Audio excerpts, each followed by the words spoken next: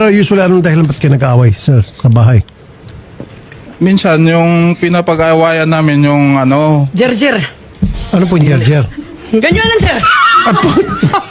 Ay, di man kung payot sa imo, kaya hindi mo titi ng atin, ha? Oh, sir. Op. Huwag mo ko tawanan. kasi siyempre, pagod tayo sa trabaho, sir. Hindi Wow. naman lahat ganyan eh. Pagod kay may babae na. Biyuda pa. Nangati, ani mo buto. Kagid-kagid Alam naman ni pasipsip mo sa akin, ano ko gago? Sandali lang. Okay. Ma'am, patapusin natin si sir. Sige, sir. Sasagutin ko lahat paratangin sa akin. Kanya ko sa dibdib niya. Sabi niya, sir. Wag ka tumo.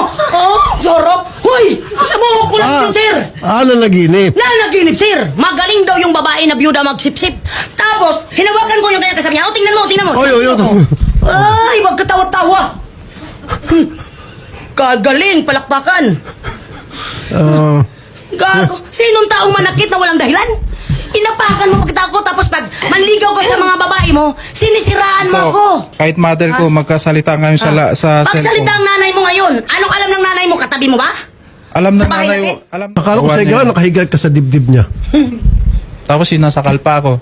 Tapos abang natutulog ako, hindi ko alam, binubuksan na yung ano ko, pinipicturan. Yung masilang bahagi. Bakit yung picturean? Hindi ko alam sa kanya. Baka naghanap ng ebidensya.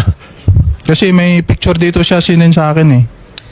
Ba't ma'am bawal yun? Huwag picturean ma'am, yung... sir. Pinipicturan niya. Sabi niya, sir, tingnan Ma'am, magbuksan. Sabi mo, sabi mo, gawin mo. Tapos, sabi mo, picturean mo, sabi mo, lasing ka, ha? Tapos, pinicturean ko, sabi ko, akala ko ba pa, ang laki pa yan. Bakit ngayon hanggang balat na lang?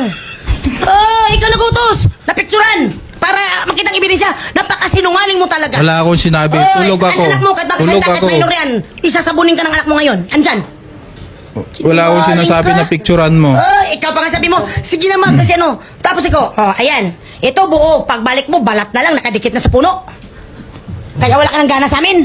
Tapos inasal pa ako ng babae mo, ano sagot niya? Hindi ka kasi magkaroon magpaasim at mag-ipit-ipit. Sabi ko, sa'yo na lang ipitin mo. Anong ipit, ma'am? Aywa ko anong ipit na magaling kasi, maganyan-ganyan siya, may managinip kasi sir. Kulira.